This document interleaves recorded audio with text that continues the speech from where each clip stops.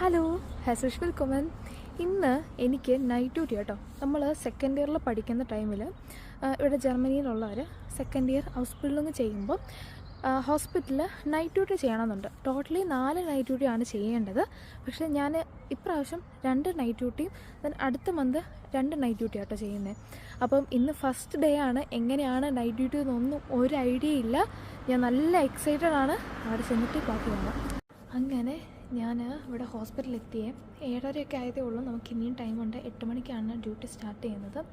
മുന്നേ പറഞ്ഞാൽ ചെറിയൊരു തിരുത്തുണ്ട്. അതായത് സെക്കൻഡ് ഇയറിൽ നമ്മൾ ടോട്ടലി 80 അവേഴ്സ് നൈറ്റ് ഡ്യൂട്ടിയാണ് ചെയ്യേണ്ടത്. അതിൽ 4 ഡേയ്സ്, അതായത് 40 അവേഴ്സോളം നമ്മൾ ഹോസ്പിറ്റലിലും ബാക്കി 60 അവേഴ്സ് ഞാൻ എവിടെയാണോ ശരിക്കും ജോലി ചെയ്യുന്നത്, ഡ്യൂട്ടി ചെയ്യുന്നത്, അവിടെയാണ് ഞാൻ ചെയ്യേണ്ടത്.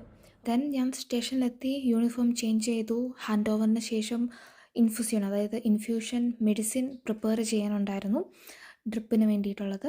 എൻ്റെ കൂട്ടത്തിൽ നേഴ്സസും ഉണ്ട് കേട്ടോ. ഞാൻ അങ്ങനെയാണ് മെഡിസിൻ പ്രിപ്പയർ ചെയ്തത്. അങ്ങനെ നൈറ്റ് ഡ്യൂട്ടി കഴിഞ്ഞു. പിന്നെ 6:30 ആയപ്പോൾ നൈറ്റ് ഡ്യൂട്ടി കഴിഞ്ഞ് ഞാൻ ഹോസ്പിറ്റലിന് പുറത്തിറങ്ങി. അപ്പോൾ നല്ലൊരു വ്യൂ കണ്ടു കേട്ടോ. സൺറൈസ് കുറേ നാൾ കൂടിയാന്ന് തോന്നി ഇതുപോലൊരു സൺറൈസ് കാണുന്നത്, ഇങ്ങനൊരു വ്യൂ. അപ്പോൾ ഞാൻ വെറുതെ ഒരു വീഡിയോ എടുത്താട്ടോ.